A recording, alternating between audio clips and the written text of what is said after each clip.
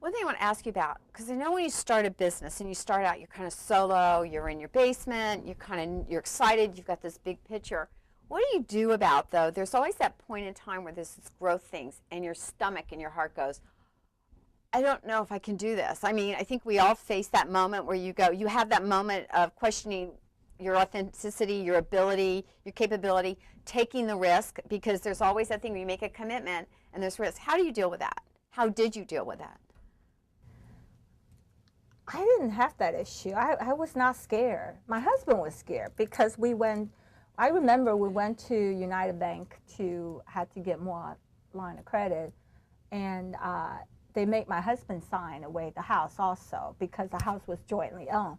So Dan go, so what is this we're signing? I said, well, it's on the line.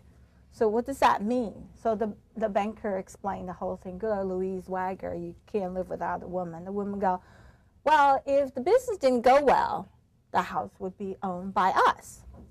So that didn't sit well with my husband, but we have to. So he was very agreeable. So once he understood, then he signed.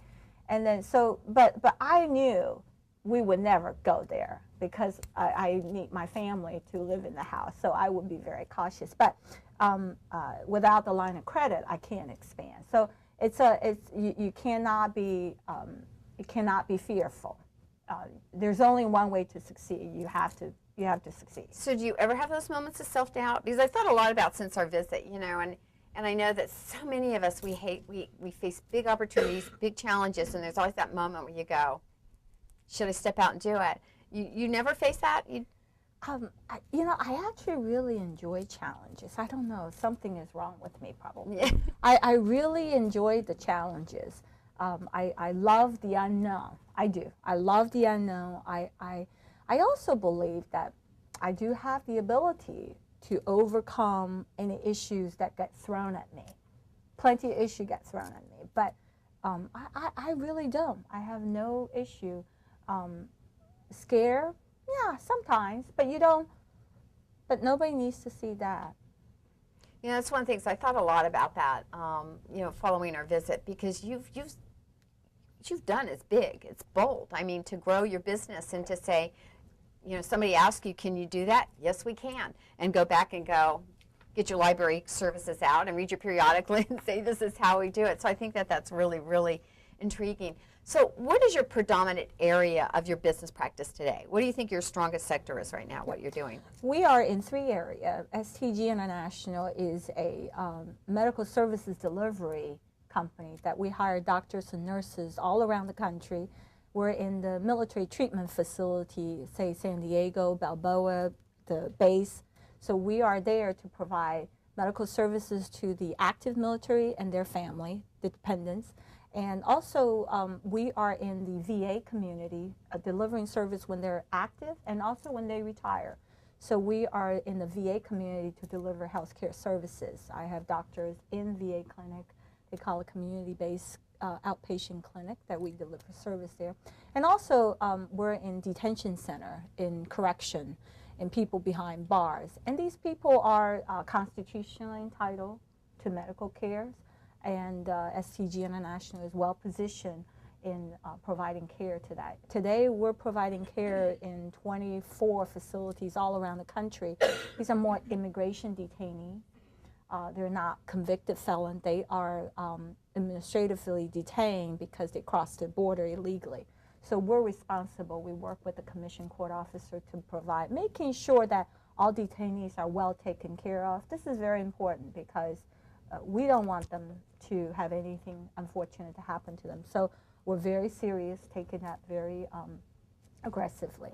And we are a Head Start company, STG International. We provide Head Start community in the grantees area to provide training and technical assistance. These are for the nation's less fortunate families that with the No Child Left Behind, we make sure that the grantees, all the grantees in the countries are well taken care of. So we've been providing this service for 7 years. We're going to continue for many more years. I'd love to be in the Head Start business because this is the business that you really touch a child's life. If you make a difference in this child's life, you see the future of this child and their children that is a fulfilling mission. We love it. And the other area is human capital. So we have 3 areas, human capital. We provide the life cycle of the human capital, starting from recruiting for the federal government and caring and feeding the employee relations and labor relations of while they're employed by the government, all the way to retirement counseling, teaching them what can you expect when you retire. So end-to-end solution is what we do. So 3 areas: medical services, Head Start company, and also human capital and consulting area. I would think it'd be very difficult to find qualified physicians. I mean, how challenging is that to find medical staff today? I mean, it just seems that number one of the biggest demands we understand in the nation today is nursing. I think if you get a nursing degree, you can walk out and, you know, you can pretty much work anywhere. And I think it's pretty much true for doctors. How challenging is it to find those kind of people to fill those roles, qualified, good medical support and care? Very challenging, very challenging. In the big city, like San Diego, is challenging because so many places are competing. You're competing with the hospital, you're competing with the private clinic. Then here you go, you have to be in a military base. So it's we're competing with multiple places. However, you sell these positions with a sense of responsibility. So you're serving the nation's active military, that you are part of the very important family to make sure that our active military personnel are healthy.